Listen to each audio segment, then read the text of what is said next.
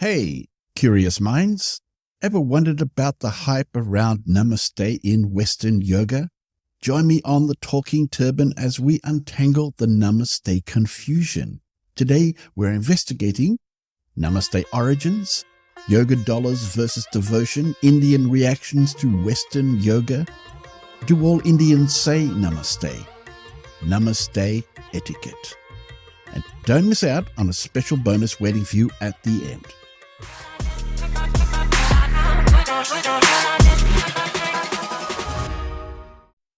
Hi, I'm Chris Mooney Singh, an Aussie living in Asia for more than 30 years. And as you can tell by this beard and Sikh turban, I have a particular connection with India. Let's get into it.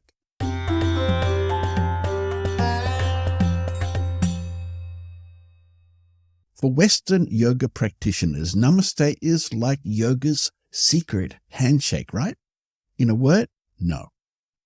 Namaste's 5,000-year-old backstory begins with supplication to Vedic deities.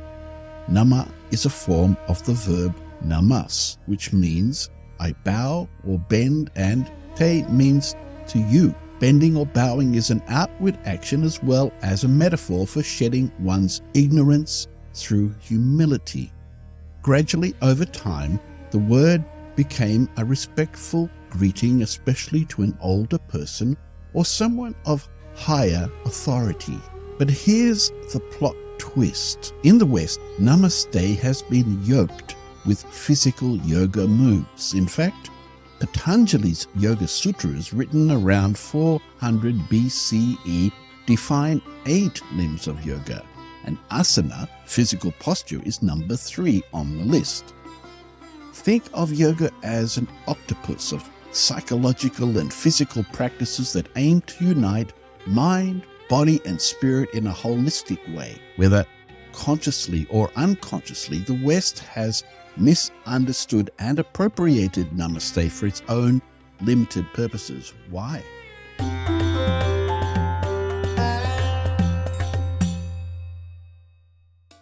Yoga is big business, and Namaste has become its calling card.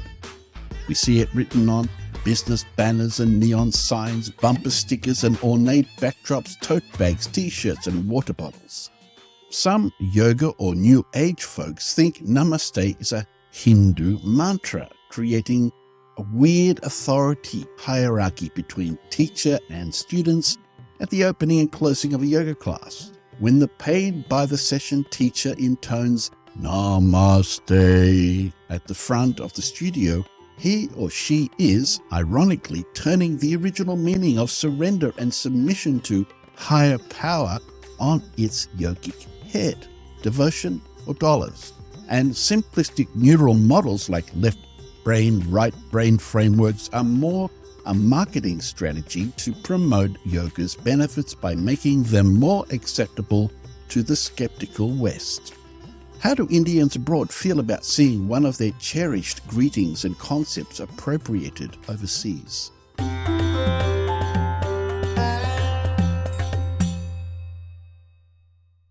Anyone can drop a Namaste, but context is king. Misusing it can lead to awkward vibes, and trust me, no one wants to be namaslayed by cultural ignorance. Tamil-born writer and public radio presenter Kumari Devarajan once polled Indians on Twitter and got hundreds of reactions to being namasted or namaslayed, seeing the word used on wellness industry business banners with pompous authority and yoga mat holiness. It makes our skin crawl, our face burn, and our heart do weird things. Another person related how they mute the instructor's stock Namaste sign-off at the end of white people yoga videos. Yes, the world knows about yoga, Namaste, and curry, but who doesn't say Namaste in India?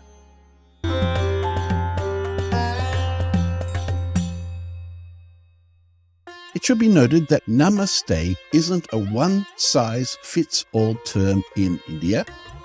a country with 22 official languages, hundreds of regional dialects, and distinct cultures. In the West, the culturally hip, when meeting a brown person, are likely to greet a Jain, Sikh, Tamil, Sri Lankan, or Pakistani with Namaste instead of saying Jai Jinendra, Sat Sri Akal, Vanakkam, Ayubowan, or Assalamu Alaikum, respectively. The cultural nuances are lost on most, which amuses, baffles, and sometimes irritates Indians settled outside the land of their birth. Are things going to change? Well, many yoga practitioners are dropping Namaste bad practice in class. But as Kumari Devarajan of South Indian descent also says, Namaste has a meaning among Hindi speakers, but in the US, the word has been wrangled out of its context and tossed around to mean whatever people want it to. Sometimes that's really heavy. Sometimes it's gibberish, but almost all the time, it's just plain wrong. So, what's the solution?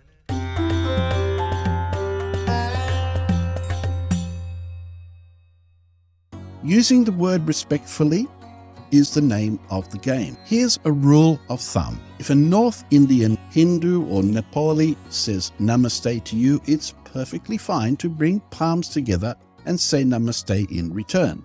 Simple and unpretentious, Namaste expresses politeness, courtesy, honor, and hospitality from one person to another, and that is plenty.